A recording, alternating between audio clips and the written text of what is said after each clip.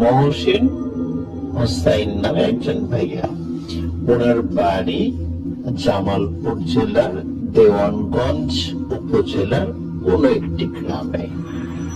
সঙ্গত কারণে তিনি তার গ্রামের নামটি প্রকাশ করতে চাননি, তাই আমরাও বলতে পারছি না।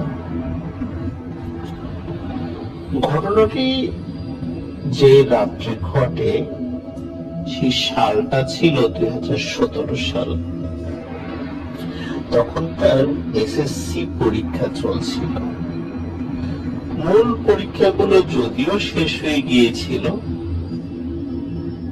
শেষ দিকে নন মেজর কিছু পরীক্ষা ছিল তার। সন্ধ্যার পর উনি পড়তে বসেছেন। কিছুক্ষণ পড়ার পর ওনার ভালো লাগছিল না। তখন ওনার মনে হলো বাহির থেকে একটু হেঁটে আসি। এই চিন্তা করে বাড়ির কাউকে কোনো কিছু না বলে ঘর থেকে বের হয়েছেন। উনি চিন্তা করেন, যেহেতু পরীক্ষা চলছে, এখন যদি বাড়ির কাউকে বলি যে বাইরে হাঁটতে যাব, তখন কিন্তু স্বাভাবিকভাবেই বাড়ির অন্য সদস্যরা রাগারাগি করবে। এই জন্য তিনি কাউকে কিচ্ছু বলেন, ঘর থেকে বের হয়ে যান এবং হাঁটতে শুরু করেন। ওই সময় যেহেতু ওনার বন্ধু বান্ধবদের সবারই এসএসসি পরীক্ষা চলছিল, তাই রাস্তায় ওনার কোনো বন্ধু বান্ধবের সাথে দেখা হয় না। উনি লোকালয় এড়িয়ে ওনাদের বাড়ির পাশেই একটি বিল রয়েছে, সেদিকে চলে যান। চিন্তা করলেন যে বিলের পাশ দিয়ে হাঁটে একটু হাওয়া বাতাস খাই, কিছু সময় পরে আবার ঘরে ফিরে আসবো। উনি যখন বিলের পাশ দিয়ে হাঁটছিলেন, হঠাৎ করে উনি দেখেন যে বিলের পাশেই একটি নৌকা বাঁধা। উনি চিন্তা করেন যে নৌকা যেহেতু বাঁধাই আছে, তাহলে একটা কাজ করি, 10-15 মিনিটের জন্য একটু নৌকা বেয়ে আসি, একটু বিলের মধ্যে থেকে ঘুরে আসি। যেই ভাবা সেই কাজ। উনি নৌকার দড়িটি খুলে নৌকায় বসে বৈঠা দিয়ে নৌকাটা বাইতে শুরু করেন। আস্তে আস্তে ওই বিলের বেশ ভেতরে চলে যান। যদি উনি চিন্তা করেছিলেন 10-15 মিনিটের মধ্যে ফিরে আসবেন, কিন্তু উনি যে আসলে কত সময় নিয়ে ভিতরে ঢুকে গেছেন বিলের মধ্যে, অতটা উনি বুঝতে পারেননি। মনের আনন্দে উনি আস্তে আস্তে বাইছেন তো বাইছেন, এভাবে উনি বিলের বেশ ভিতরে চলে গিয়েছেন। হঠাৎ যে ঘটনাটি ঘটে, নৌকা বাইতে বাইতে ওনার হাত থেকে বৈঠাটি পানির মধ্যে পড়ে যায়। পানির মধ্যে পড়ে যাওয়ার পর উনি নৌকায় বসেই ওই বৈঠাটির নাঙল পাওয়ার চেষ্টা করেন, কিন্তু উনি তো বৈঠার নাঙল পানি না। ঘটনা যেটি ঘটে যে বৈঠাটি অদ্ভুত ভাবে ওনার থেকে দূরে যেতে শুরু করে। মনে হচ্ছে বৈঠাটি একাই ওনার থেকে দূরে সরে চলে যাচ্ছে। স্বাভাবিকভাবেই বৈঠাটি তার নাগালের বাইরে চলে যায়। তখন উনি কি করবেন এই চিন্তা করতে থাকেন, যখন আমি যাবো কিভাবে। হঠাৎ উনি দেখেন ওই নৌকা থেকে একটু দূরে, সেটা স্পষ্টই দেখা যাচ্ছিল চাঁদের আলোতে, একটি কলা গাছ, বড় আকৃতির একটা কলা গাছ ভাসমান অবস্থায় ছিল। এই কলা গাছটি পানির মধ্যে আস্তে আস্তে আস্তে আস্তে দাঁড়িয়ে যায়। এটি যখন উনি দেখেন উনি চিন্তা করেন কি ব্যাপার, কলা গাছ পানির মধ্যে এভাবে দাঁড়িয়ে গেল কেন। এই কথা চিন্তা করতে করতে উনি আবার দেখেন দূর থেকে তিনটি ছায়ামূর্তি পানির উপরে দৌড়াতে দৌড়াতে ওনার দিকে আসছে। উনি তখন বেশ ভয় পান যে কি ব্যাপার, পানির উপর দিয়ে দৌড়াতে দৌড়াতে তিনটা মানুষের মতো কি আসছে এটা। উনি দেখেন যে ওই তিনটা মানুষের মতো কিছু একটা ওই নৌকার চারদিকে তারা দাঁড়িয়ে যান।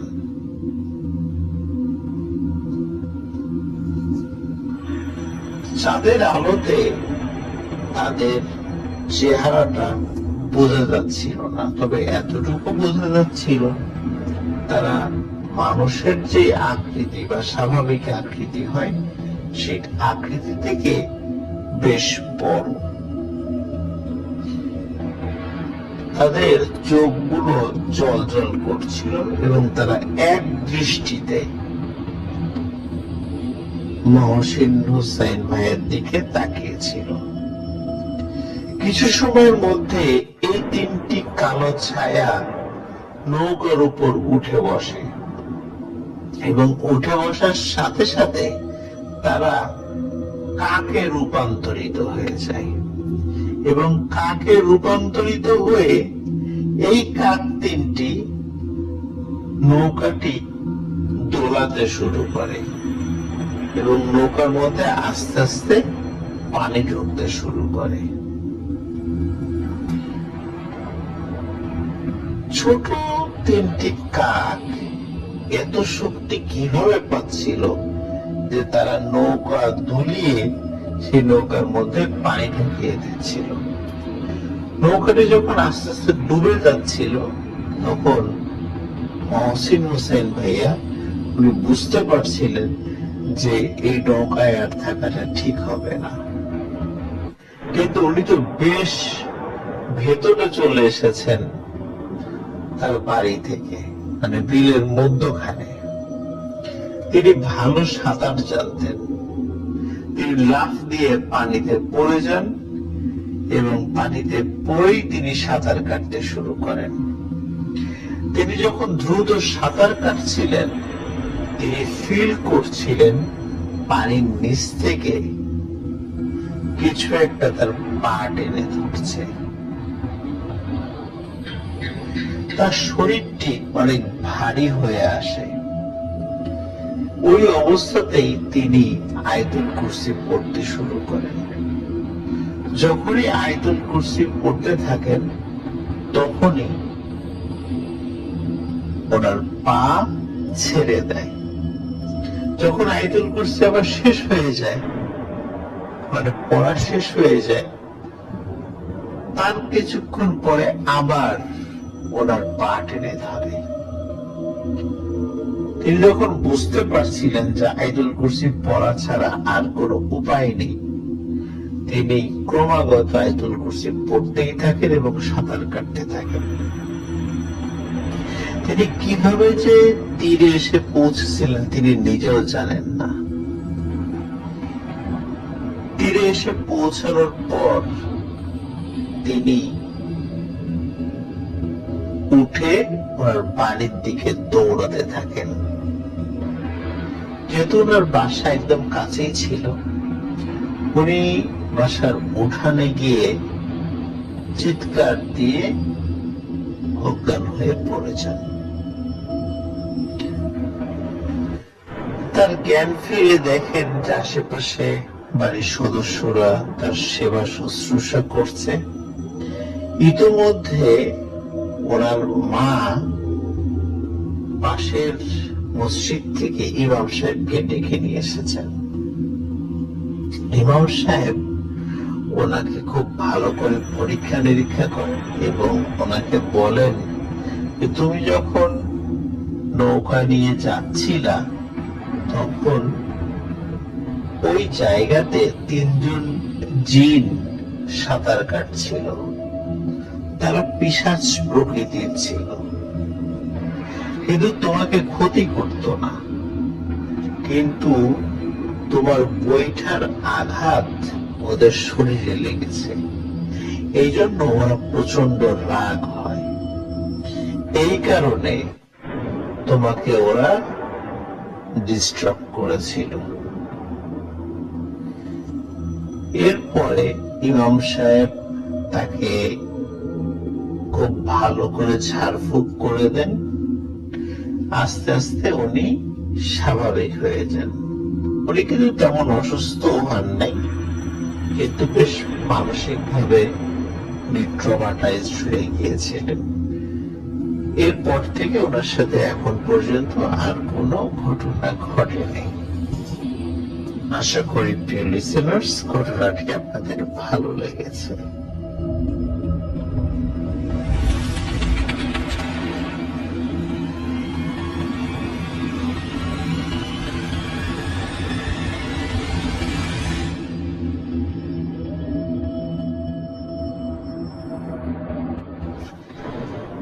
প্রিয় লিসেনার্স, এই মুহূর্তে যে ঘটনাটি আমি আপনাদের সাথে শেয়ার করতে যাচ্ছি, এই ঘটনাটি যিনি আমাকে পাঠিয়েছেন তিনি একজন আপু। উনি ক্লাস 8-এ পড়েন।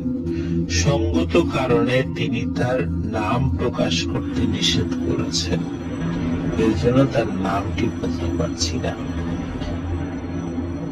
ওনার বাড়ি ময়মনসিংহ জেলার সদর উপজেলার 16 পলাশপুর মধ্যপাড়ায়। যে ঘটনাটি তিনি আমাদেরকে শেয়ার করেছেন, এই ঘটনাটি তার দাদা বাড়িতে ঘটেছিল। যদিও তার সাথে ঘটেনি, কিন্তু তার দাদা বাড়ির যারা ছিলেন, বিশেষ করে তার দাদি, তারপর দাদির যিনি মা মানে বড় মা, ওনার সঙ্গে ঘটেছিল এবং তারা এই বিষয়টা খুব ভালোভাবে প্রত্যক্ষ করেছিলেন। ঘটনাটি এমন ছিল যে ওনার বাবা মানে আপুর বাবা, ওনারা 3 ভাই বোন। ওই আপুর বাবাই পরিবারের সবচাইতে বড়, এবং তারপর আর এক ভাই, তারপরে আর এক বোন, এরকম আর কি।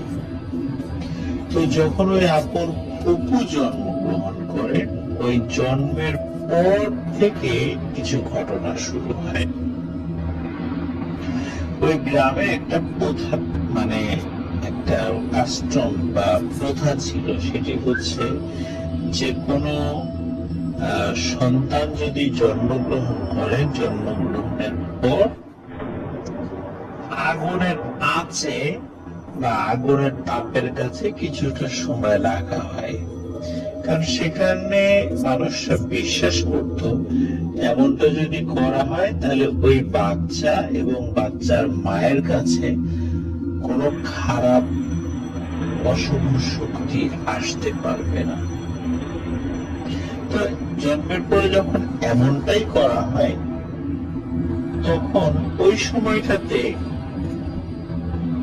দাদির মানে যিনি মা, যাকে বড় মা বলা হয় সাধারণত, তিনি ছিলেন উপস্থিত। ওই আপুর ফুপু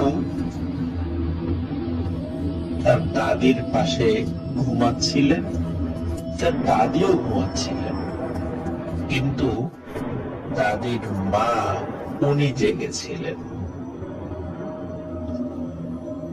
হঠাৎ দাদি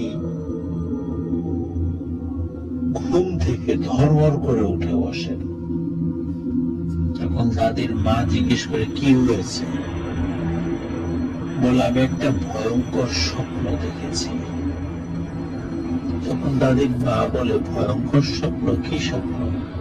তখন তিনি বলেন, আমি স্বপ্নে দেখলাম যে পুরুষ না মহিলা এটা ঠিক বুঝতে পারলাম না,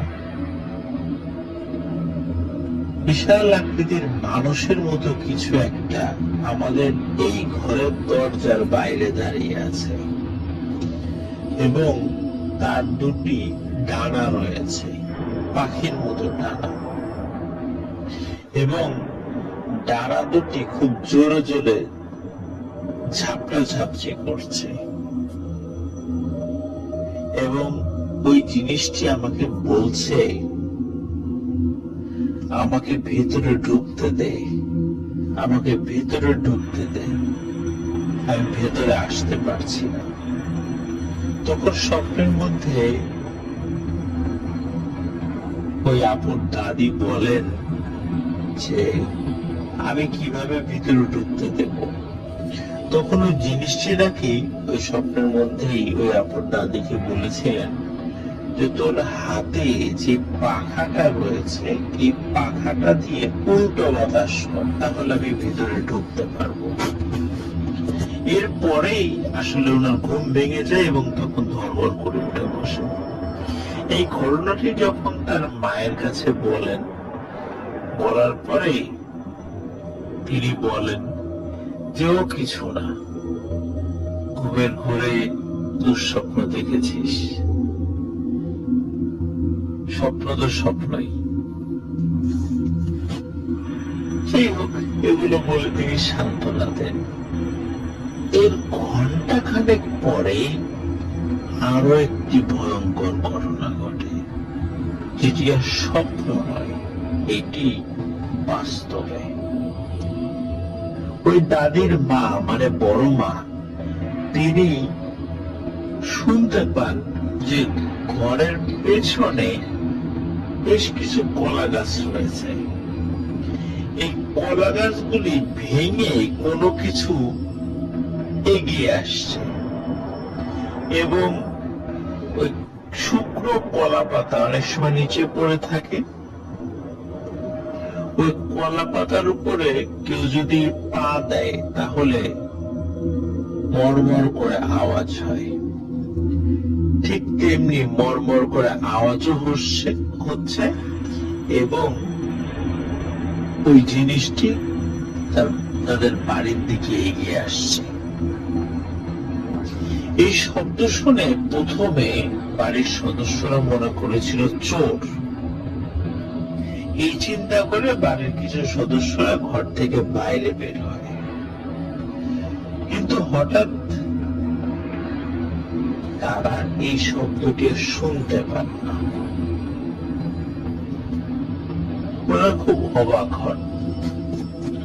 ওনারা তখন ঘরের পেছনে যান, পেছনে গিয়ে দেখেন না কলা গাছ টলা গাছ সবকিছু তো ঠিকঠাক আছে, কোনো সমস্যা নেই।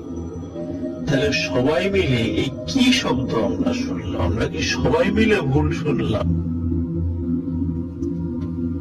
যাই হোক,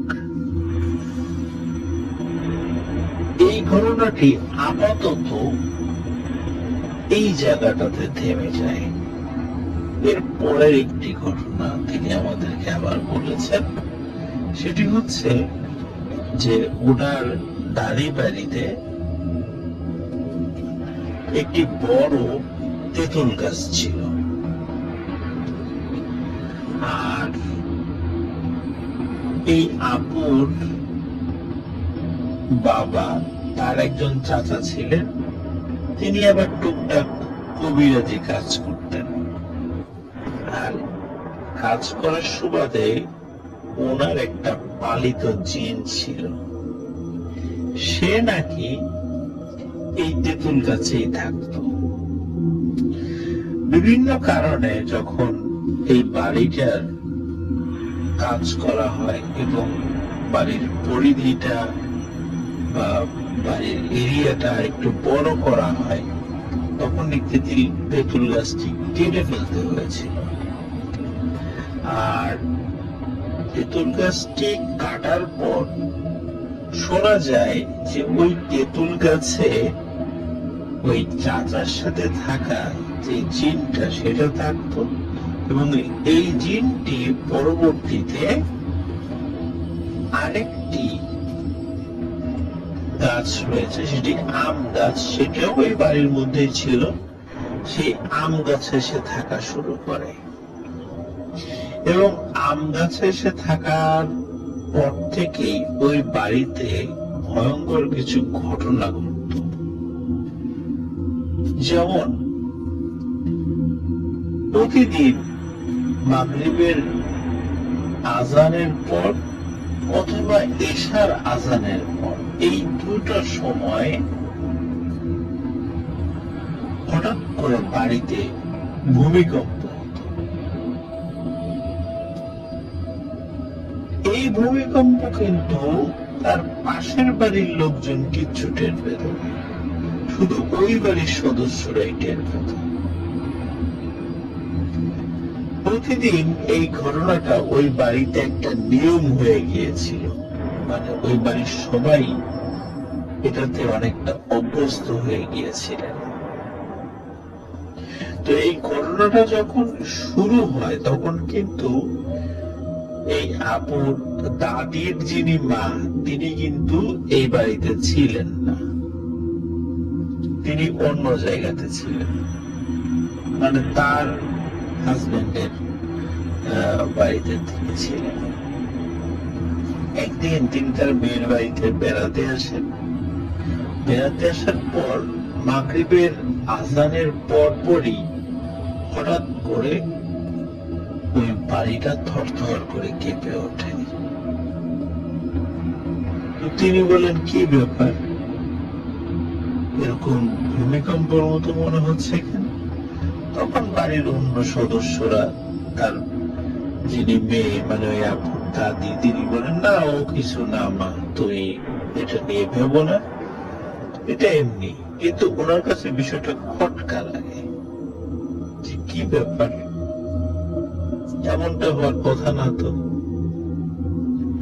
পরের দিন এশার আজানের পরে সেম ঘটনা ঘটে। তখন তিনি তার জামাইকে মানে ওই আপুর দাদির হাজবেন্ডকে প্রশ্ন করেন যে, জামাই বাবা, এটা কি হচ্ছে, তোমরা কি আমাকে কিছু লুকাচ্ছ, ঘটনাটা কি বলো তো? না না, ও কিছু না। তিনি কিন্তু সন্দেহ করেই যাচ্ছিলেন যে আসলে ঘটনাটা কি। আর ওই রাত্রেই প্রায় রাত 2-2:30 বাজে, তখন হঠাৎ করে ওই বাড়ির টিনের চালের উপরে মনে হচ্ছে অসংখ্য মাটির ছোট ছোট ঢিল কেউ ছুঁড়ে মারছে। এটি কিন্তু খুব অল্প সময়ের জন্য হয়েছিল এবং এরকম মনে হয়েছিল যে ঢিল মারার সাথে সাথে এক ঝুড়ি ঢিল কেউ টিনের চালের উপরে ফেলে দিয়েছে। এই শব্দ পাওয়ার পর বাড়ির সকলের ঘুম ভেঙে যায়। তারা সবাই ঘর থেকে বাইরে বের হয়ে আসেন এবং টিনের চালের উপরে কিন্তু কোন ঢিলের লেশ মাত্র ছিল না, মানে কিছুই ছিল না। তাহলে এই টিনের চালের উপরে কি পড়লো? সকালবেলা এই আপুর বাবা এবং ওনার দাদা, ওনারা মিস্ত্রি নিয়ে আসেন এবং মিস্ত্রিকে চালের উপরে তুলে দেন, মানে দেখাতেন যে আসলে কি হয়েছে।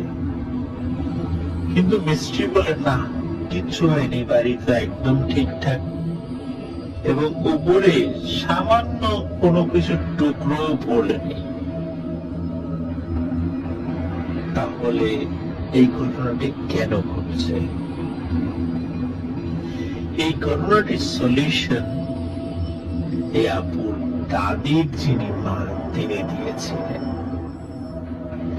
তিনি এর পরের দিন একটি পেরেক আনতে বলেন এবং এই পেরেকের উপরে আয়াতুল কুরসি, চারকুল এবং রুকিয়া করা হয় এরকম পবিত্র কোরআনের 33টি আয়াত পড়ে ঘরের যে মেঝে ছিল, এই মেঝে কিন্তু এই মেঝেটা কিন্তু যেহেতু চারদিকেই তো মেঝে, কিন্তু ঘরের ঠিক মাঝখানে এই পেরেকটি পুঁতে দেন। এরপর থেকে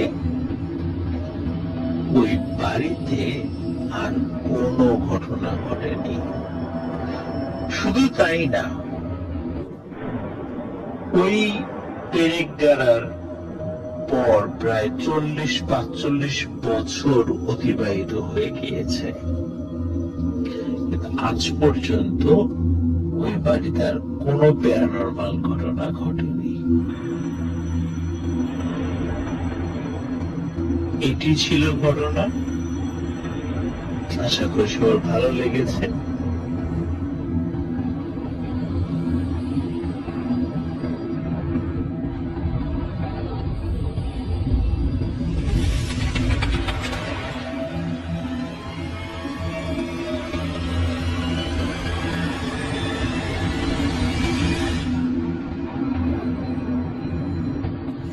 প্রিয় লিসেনার্স, এই মুহূর্তে যে ঘটনাটি আমি আপনাদের সাথে শেয়ার করতে যাচ্ছি, এই ঘটনাটি আমাদেরকে পাঠিয়েছেন বগুড়া থেকে রিয়াদ আহমেদ। এটি একটি মসজিদ কেন্দ্রিক ঘটনা।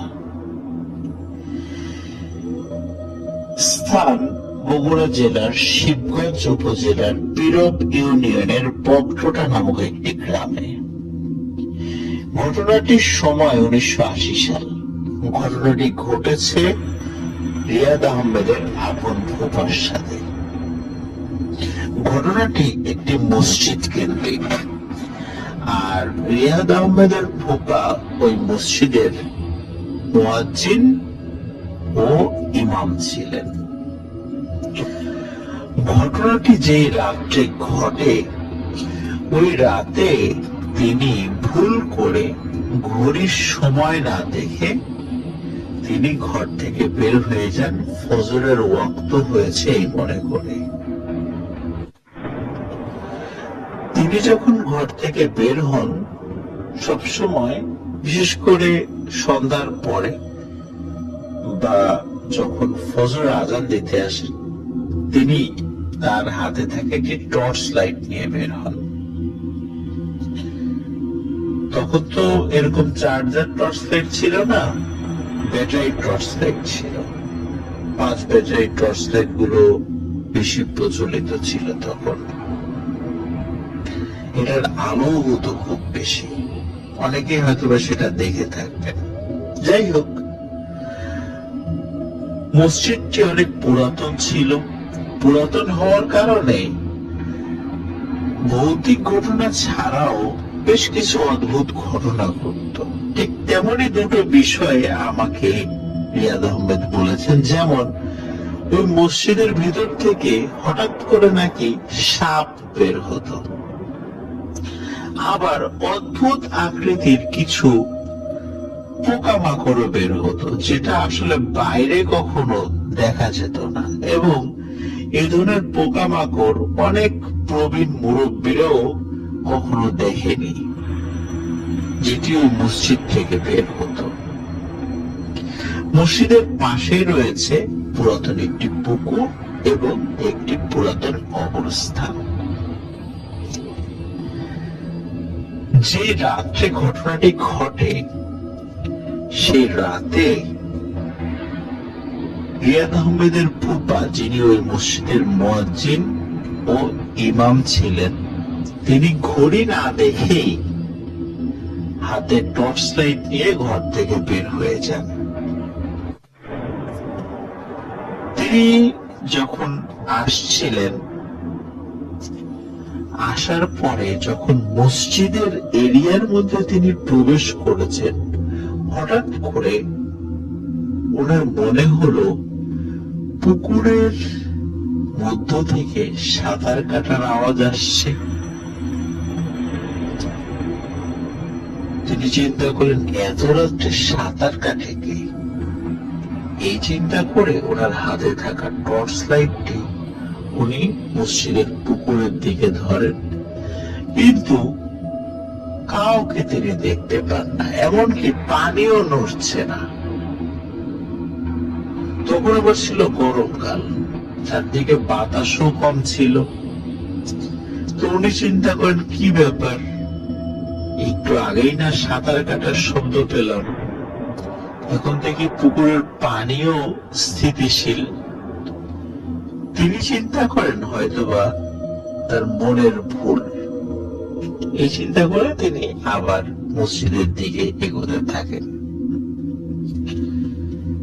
তখন মসজিদের দিকে এগোতে থাকেন এবং মসজিদের কাছাকাছি চলে এসেছেন, তখন আবারও পুকুরের মধ্যে থেকে সাঁতার কাটার শব্দ তিনি শুনতে পান। তিনি আবারও তার হাতে থাকা লাইটটি ওই পুকুরের দিকে ধরেন এবং পুকুরের দিকে ধরে তিনি একই দৃশ্য দেখতে পান। কোনো শব্দও নেই, কেউ সাঁতারও কাটছে না এবং পানিও একদম শান্ত। তাহলে উনি কি এবারও ভুল শুনলেন? এটা কিভাবে সম্ভব? হঠাৎ উনি একটি দৃশ্য দেখে মারাত্মক ভয় পান। উনি দেখেন ওই পুরাতন কবরস্থানের মধ্য থেকে বড় একটি লাল আগুনের গোলা ওনার দিকে ছুটে আসছে। যেহেতু উনি মসজিদের কাছেই ছিলেন, উনি এক দৌড়ে মসজিদের মধ্যে ঢুকে পড়েন। মসজিদের মধ্যে ঢুকে দরজাটা লাগিয়ে দেন এবং লাইট জ্বালান। লাইট জ্বালানোর পরে উনি দেখতে পান মসজিদের ভেতরে থাকা ঘড়ি রাত 3টা শো করছে, তার মানে রাত 3টা বাজে। উনি অবাক হন, রাত 3টার সময় উনি চলে এসেছেন। যাই হোক, উনি চিন্তা করেন এসেছি, তাহলে এক কাজ করি, ফজরের ওয়াক্ত বা আজানের সময় হওয়ার আগ পর্যন্ত তাহাজ্জুদের নামাজ পড়তে থাকি। এই চিন্তা করে উনি মসজিদের এক পাশে তাহাজ্জুদের নামাজ আদায় করার জন্য দাঁড়িয়ে যান। তিনি যখন আল্লাহু আকবার বলে দাঁড়িয়ে গেছেন, তখন তার মনে হলো পেছন থেকে আরো অসংখ্য মানুষ নামাজের জন্য দাঁড়িয়ে গেছে। তিনি যখন নামাজ শেষ করে সালাম ফিরিয়ে তিনি যখন পেছনে তাকান, তখন তিনি কাউকে দেখতে পান না। তিনি চিন্তা করেন, এবারও কি আমার মনের ভুল হলো? যাই হোক, তিনি আবারও নামাজে দাঁড়িয়ে যান। তিনি যখন আবার নামাজে দাঁড়িয়েছেন, তখন একই রকম ফিল করেন যে পিছনে মনে হয় আরো অসংখ্য মানুষ নামাজ আদায় করছে। এবারও তিনি নামাজ শেষ করে পেছন দিকে তাকিয়ে কাউকে দেখতে পান না। তিনি মনে করেন এবারও হয়তো তার মনের ভুল হয়েছে। কিন্তু তৃতীয়বার যখন তিনি নামাজে দাঁড়িয়েছেন, নামাজে দাঁড়ানোর পর তিনি বাইরে থেকে কেমন জানি গোঙানোর আওয়াজ শুনতে পাচ্ছেন। তিনি নামাজ শেষ করে মসজিদের জানালার কাছে যান। জানালার কাছে যে পাশটাতে পুকুর রয়েছে, সেখানে গিয়ে তিনি কাউকে দেখতে পান না। কিন্তু জানালার যেই পাশে কবরস্থান রয়েছে, সেই পাশে গিয়ে তিনি একটি অদ্ভুত দৃশ্য অবলোকন করেন। তিনি দেখেন অসংখ্য মানুষ ওই কবরস্থানের মধ্যে দাঁড়িয়ে আছে। তারা হাত তুলে দোয়া করছে এবং তাদের সম্মিলিত দোয়ার ওই শব্দটাই গোঙানির মতো মনে হচ্ছে। তারা আসলে কোন ভাষায় বা কিভাবে দোয়া করছে তিনি বুঝতে পারছিলেন না। তিনি এতটুকু বুঝতে পারছিলেন যে তাদের কণ্ঠস্বর মানুষের মতো এরকম স্বাভাবিক নয়, ভিন্ন রকম, এবং তারা কি বলছে সেটাও বোঝা যাচ্ছে না। শুধু এতটুকুই বোঝা যাচ্ছে তারা দোয়া করছে। তিনি এই দৃশ্য দেখেও ভয় পেয়েছিলেন খুব, কিন্তু দরজা খুলে উনি যে কোনো কারণে বের হবেন সেই সাহসটা ওনার হচ্ছিল না।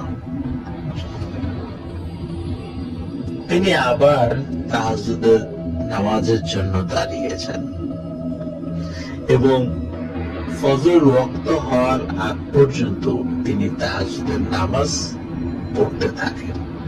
যখন ফজর ওয়াক্ত হয়ে যায় তিনি মসজিদের মাইকে আজান দেন। আজানের পর আস্তে আস্তে মুসল্লিরা আসতে থাকে, কিন্তু মুসল্লিরা আসার পর কাউকে তিনি এই ঘটনা বলেননি। এই ঘটনা তিনি চেপে যান। এরপর তিনি ওই মসজিদে আর ইমামতি করেননি। তিনি ইমামতি ছেড়ে দেন, আর ইমামতি ছেড়ে দেওয়ার সাথে সাথে স্বাভাবিকভাবেই মুয়াজ্জিনের দায়িত্ব থেকেও তিনি অব্যাহতি নেন। এরকম আরো অসংখ্য ঘটনা ওই মসজিদে রয়েছে। আর ঘটনা কিন্তু এখানে শেষ নয়। আরো একটি অদ্ভুত বিষয় রিয়াদ আহমেদ আমাকে বলেছেন, সেটি হচ্ছে ওই মসজিদটায় মাঝে মাঝে ফ্লোর ঘেমে যেত। মানে গরমকালে আমরা দেখি অনেক সময় আমাদের বাসা বাড়ি বিশেষ করে নিচতলাতে ফ্লোর ঘেমে যায়, ঠিক তেমনি ওই মসজিদেও ফ্লোর ঘেমে যেত। আর যখনই ওই মসজিদে ফ্লোর ঘেমে যেত তখনই ওই গ্রামের কারো না কারো মৃত্যুর সংবাদ পাওয়া যেত। এটি ছিল একটি সাধারণ ঘটনা। তবে গ্রামবাসীর মধ্যে একটি ধারণা প্রচলিত ছিল যে যদি মসজিদের ফ্লোর ঘেমে যায় এবং কেউ যদি ওই ফ্লোরে কিছুটা দুধ ঢেলে দেয় তাহলে নাকি ওই গ্রামের কেউ আর মারা যায় না। তবে এটা নেহায়েত তাদের একটা ধারণা। এটার সাথে আসলে কোরআন এবং সুন্নাহর কোনো সম্পর্ক নেই এবং বাস্তবতারও আসলে কোনো সম্পর্ক নেই। যাই হোক, 1990 সালে ওই মসজিদটি ভেঙে ফেলা হয়। সেখানে আরো বড় এবং সুন্দর করে আরেকটি মসজিদ তৈরি করা হয়। ওই মসজিদে এরপর থেকে ওই যে সাপ বের হয়ে আসা, পোকামাকড় বের হয়ে আসা বা অন্যান্য অদ্ভুত যে ঘটনাগুলো রয়েছে বা ভয়ের ঘটনাগুলো রয়েছে সেটি ঘটেনি। কিন্তু মসজিদের পাশে থাকা যে পুরাতন পুকুর এবং কবরস্থান রয়েছে সেটি কিন্তু এখনো ভয়ের ঘটনা সৃষ্টি করে যাচ্ছে। রিয়াদ আহমেদ আমাকে বলেছেন যিনি আস্তে আস্তে সেই ঘটনাগুলো আমাদেরকে জানাবেন এবং পাঠাবেন। তার ঘটনায় আসলেই ভয় রয়েছে যেটি উনি আমাদেরকে পাঠিয়েছেন। ওনার সামনের ঘটনাগুলোর জন্য প্রত্যাশায় থাকলাম আমরা। প্রিয় লিসেনার্স, আশা করি তার ঘটনা আপনাদের ভালো লেগেছে। রিয়াদ আহমেদের ফুফা কিন্তু এখনো জীবিত আছেন, স্বাভাবিক আছেন, সুস্থ আছেন। তার সুস্থতার জন্য আমরা আল্লাহর কাছে দোয়া করছি। আল্লাহ তাআলা তাকে আরো সুস্থতার সাথে দীর্ঘদিন হায়াত দান করুক। এটি ছিল ঘটনা।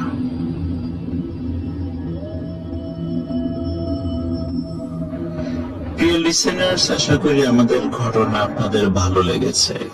ঘটনা ভালো লাগলে লাইক, কমেন্ট ও শেয়ার করে আমাদের সাথে থাকুন। পরবর্তী ঘটনা শোনার আমন্ত্রণ জানিয়ে আজকের মতো এখানে বিদায় নিচ্ছি।